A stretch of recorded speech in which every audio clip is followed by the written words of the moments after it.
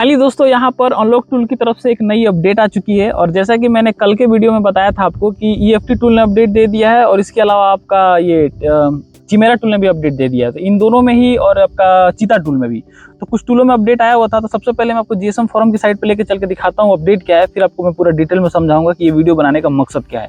Unlock tool का आपको पता है कि सबसे ज़्यादा कॉपी पेस्ट अनलॉक टूल ही करता है, मतलब सबसे जल्दी जैसे किसी भी टूल में कोई अपडेट आ गया तो अनलॉक टूल उसको तुरंत कॉपी कर लेता है। और अभी आपको पता होगा कि वीवो का जो प्रॉब्लम दे रहा था Y02, Y01, Y15s और भी बहुत सारे मॉडल हैं जो कि हमारा अनलॉक हो ही नहीं रहा था। उसको अनलॉक करने के लिए आप ऑनलाइन एजेंट से कॉन्टैक्ट करिए जो कि 3000 से ऊपर का चार्ज कर रहे थे।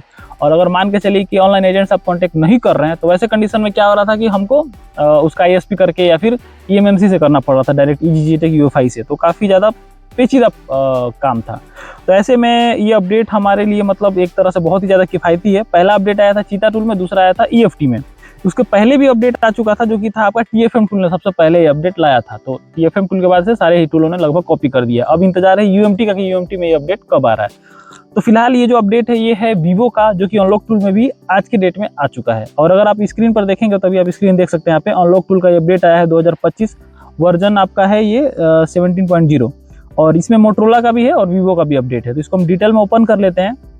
अब डिटेल में अगर आप ओपन करेंगे तो यहाँ पे देखेंगे तो वीवो लिख के आया है और यहाँ पे आया है ऐड न्यू कस्टम DA और नीचे में आपको वीवो MT के V5 प्रीलोडर मोड आपको ऐड कर दिया गया है, जो कि V3 तक का आपको V4 तक का आपको देखने को मिलता था। यहाँ पे V5 तक इन्होंने ऐड कर दिया है, जिसके अंदर आपको CPU मात्र दिखाई दे रहा है, वीवो नाम से मॉडल नहीं दिखाई दे रहा। तो ये जो CPU आप देख रहे हो अभी MT 67, 61, 67, 71, 67, 65, इसके अलावा जितने भी आप CPU देख रहे हो ये सारे के सारे CPU आपके जितने भी वीवो Y01, Y02 जितने भी लगभग मॉडल हैं सब में ही सपोर्टेड हैं। और जो आपको मैंने कल वाले वीडियो में बताया था जिसमें आपको मैंने बहुत सारे मॉडल दिखाए थे जो कि आपका चीता टूल का अपडेट में दिखाया दे रहा था, Y02 था, Y90, Y95, Y91, Y12, Y15, Y17, Y20, Y20, Y12s, Y15s जितने भी मॉडल हैं लगभग जो मॉडल प्रॉब्लम दे रहे थे क्वालकॉम, मीडियाटेक सारे के सारे, और खास तौर पे बेसिकली मीडियाटेक का अपडेट है तो मीडियाटेक में मतलब जो फ़ोन आपको प्रॉब्लम दे रहे थे वो सारे के सारे ऐड हो चुके हैं। इसके अलावा मोटरोला के भी फ़ोन बहुत सारे ऐसे हैं जो कि हमारे टूलों में अनलॉक नहीं होते हैं,